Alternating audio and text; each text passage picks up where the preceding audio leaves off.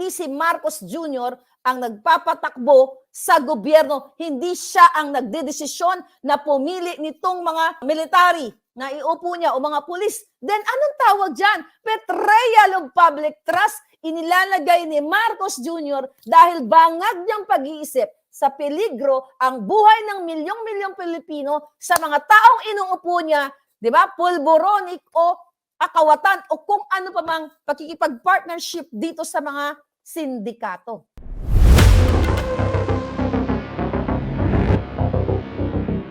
Tambaliza, sinubuan si Kuting ng pulburon.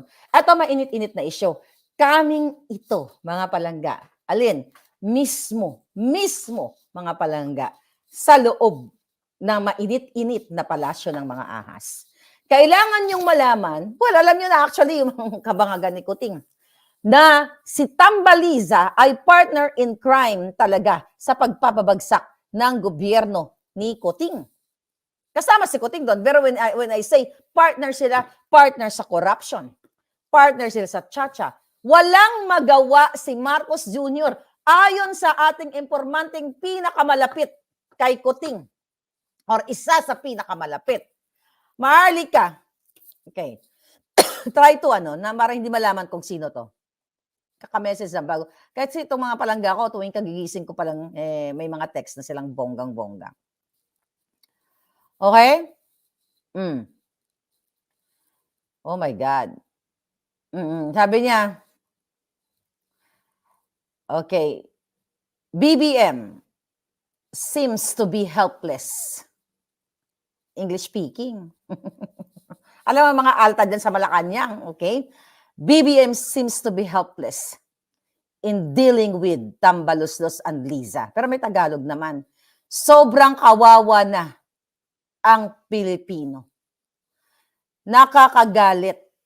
Walang magawa ang presidente dahil sunod-sunuran at sinusubuan lang ni Tamba at ni Liza kung ano ang kanyang gawin. Sinusubuan ng pulburon. My God. Okay? Maharlika, you have to know na yung military promotion and appointments, ang lahat ng yon ay rekomendasyon ni Tambaluslos at sa pakikipagsabwatan ni Liza. Walang kamuwang-muwang si Kuting. Hindi niya ito, Tagalog ko lang para hindi madjalata. BBM didn't follow the usual criteria, okay, of terms of service and time in grade for promotions.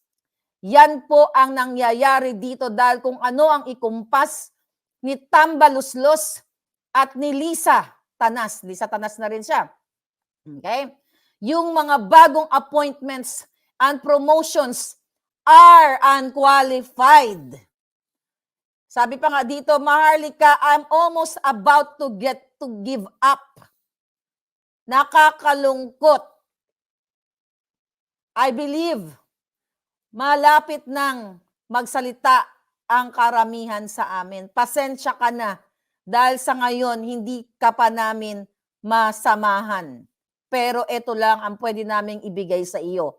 Ang mga impormasyon na dapat iparating mo sa taong bayan. They steal all the money in the treasury and no money to run the country. Tama ka. You have to speak up. Get up. Nakakatawa ka, nakukuha niya yung sinasabi ko. Get up and pick them up. Anyway, hindi to nakakatawa. You, men and women in uniform, this message, if I can only tell you who is this person, I will. But I have to protect this. Nandiyan pa siya. Baka gurgurin. Isa sa pinakamalapit kay Kuting na sukang-suka. And thank God, hindi siya part ng pulboronic. Walang ayon sa kanya, ito po ay may posisyon sa gobyerno. Itong taong itong nagbigay sa atin ng impormasyon. Na si Marcos Jr. ay hindi nagdedesisyon o hindi siya ang nagdedesisyon kung paano mag-promote o mag-appoint ng mga matataas na opisyal katulad naman lamang itong sa PNP now and sa AFP dyan. You know that already na kahit hindi kwalipikado doon sa posisyon na yon, pero makakapag-deliver ng polboronic, okay? Polboronic kay Lisa Tanas at kay Tambaloslos, then go. Wala. Actually, nag-usap kami nito kanina, mga few, mga minutes lang, less than 5 minutes.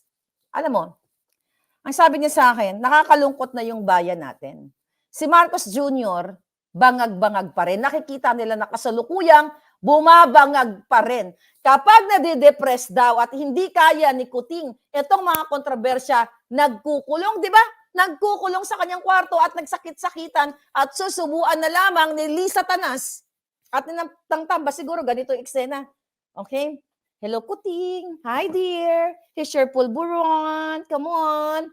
Then kapag subo na ng pulburon at bangag-bangag na si Kuting, doon ngayon magraratrat itong si Tambaliza at kaya nagkakaroon ng mga bribery para isulong nila ang charter change. Kaya kapag si Kuting ay namahimasmasan na ng kanyang amats, sasalangan sila ng script o sasalangan, bibigyan siya ng script ng mga demonyo nakapaligid sa kanya. Tama si sabi ni Senator Amy Marcos eh.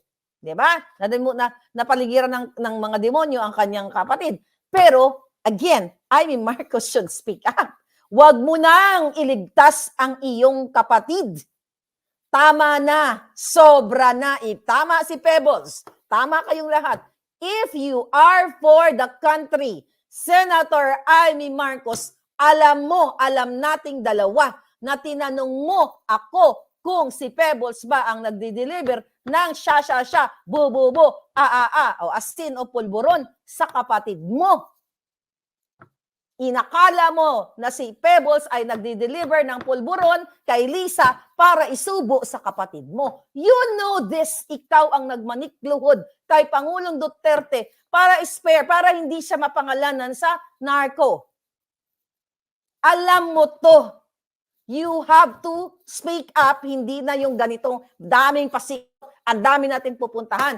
Ito po ay kinabukasan ng Pilipino. Etong, baka madulas ako, I promise to them not to disclose. Malapit. Sabi niya, he or she, para hindi nyo ma-detect, he or she's about to give up. Sa nakikita niya, dahil hindi si Marcos Jr. ang nagpapatakbo sa gobyerno, hindi siya ang nagdedesisyon na pumili nitong mga military na iupo niya o mga pulis, then anong tawag dyan? Betrayal of public trust, inilalagay ni Marcos Jr. dahil bangag niyang pag-iisip sa peligro ang buhay ng milyong-milyong Pilipino sa mga taong inuupo niya na hindi maaari, di ba, pulboronic o akawatan o kung ano pa mang pakikipag-partnership dito sa mga sindikato. Mga kababayan, this reliable source na nakikita si Kuting every day.